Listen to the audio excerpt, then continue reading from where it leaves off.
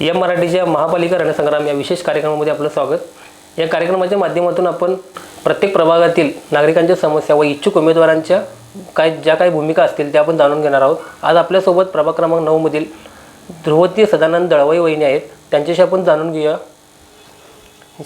वहिनी, महापालिका स्थापन झाल्यापासून ही पहिलीच निवडणूक लागत आहे, त्याबद्दल तुम्ही काय सांगाल? नमस्कार। महानगरपालिकेची आता होऊ घातलेली पहिलीच इलेक्शन आहे, तर नगरपालिकेच्या माध्यमातून कामं होत गेली, त्याच्यापेक्षा फास्ट कामं आता महानगरपालिकेच्या माध्यमातून होतील आणि जास्तीत जास्त निधी आमच्या भागात येईल अशी अपेक्षा करते। नागरिकांच्या या भागात वेळेवर पाणी न येणे, रस्ते, गटारी, ड्रेनेज, त्याचबरोबर स्वच्छतेचा प्रश्न मोठा आहे, त्याकडे तुमची भूमिका काय असेल? वारंवार मी या प्राथमिक ज्या गरजा आहेत त्या प्रश्नांच्या अडचणीत मी आंदोलनात पण असते आणि कामं सोडवण्यात अग्रेसर पण असते। आता गेली 15 वर्ष मी निवडून येत आहे, तर प्रभागात जिथं कुठं अडचण असेल तिथं स्वतः जाऊन सोडवणे किंवा पाण्याच्या प्रश्नावर म्हणा बोर मारून देणे, तर आमदार राहुल आवडी साहेबांनी पण बोर मारून दिलेत। स्वच्छतेचा प्रश्न असेल आणि रस्ते, गटारी हे पण कामं चालू केलेत, त्यामुळं प्राथमिक गरजा राहणार नाहीत इथून पुढं। गेल्या 15 वर्षाचा तुमचा नगरपालिकेच्या निवडून येण्याचा अनुभव असताना देखील तुम्ही महापालिकेच्या निवडणुकीमध्ये उतरला आहे, त्याचा नागरिकांना कुठेतरी फायदा होईल असं वाटते?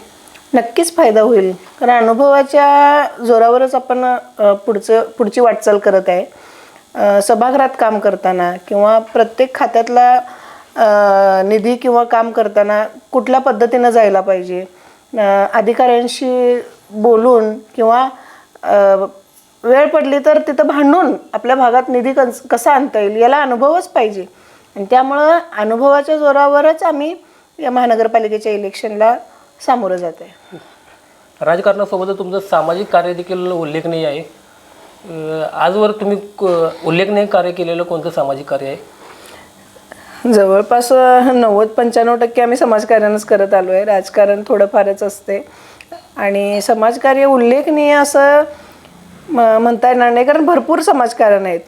महिलांना प्रशिक्षण देणं असो, त्यांना रोजगार मिळवून देणं असो, घरबसल्या काम असो, आणि सगळ्यात महत्त्वाचं काम म्हणजे कोविड काळात आम्ही केलेलं भाजीपाला वाटप सरसकट सगळ्यांना, गरीब श्रीमंत असं कधीही भेदभाव आम्ही अजून पण केलेला नाही आहे।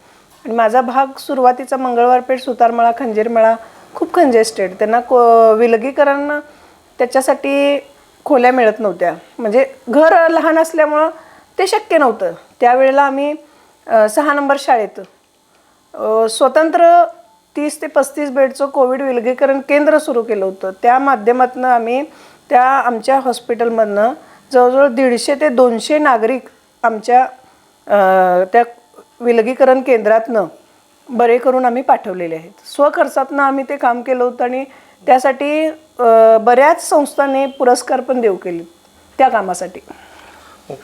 सामाजिक कार्य आणि समाजकारण आणि राजकारण हे वेगवेगळ्या 2 बाजू आहेत, त्या तुम्ही नागरिकांना कसा मांडला? वेगवेगळ्या 2 बाजू असल्या तरी समाजकारण आणि राजकारण एकमेकाला निगडीतच आहे। समाजकारण करताना थोड्या मर्यादा येतात, शासनाच्या सवलती योजना लोकांपर्यंत पोहोचत नाही, त्याला कुठलं तर माध्यम पाहिजे असते। फक्त समाजकारण करताना मग स्वखर्चातनं जेवढं करता येईल तेवढं आम्ही केलं, आणि ज्या शासनाच्या योजना आहेत किंवा आपल्या भागातल्या समस्या आहेत त्या सोडवताना मग राजकारणाशी मदत घ्यावी लागते। त्यामुळे राजकारण हे माध्यम करून आम्ही समाजकारण आत्तापर्यंत करत आलेलो आहे। तुम्ही एक महिला म्हणून निवडणुकीच्या रिंगणामध्ये उतरला आहे, त्यामुळे निवडून आल्यानंतर महिलांच्यासाठी काय भूमिका असेल?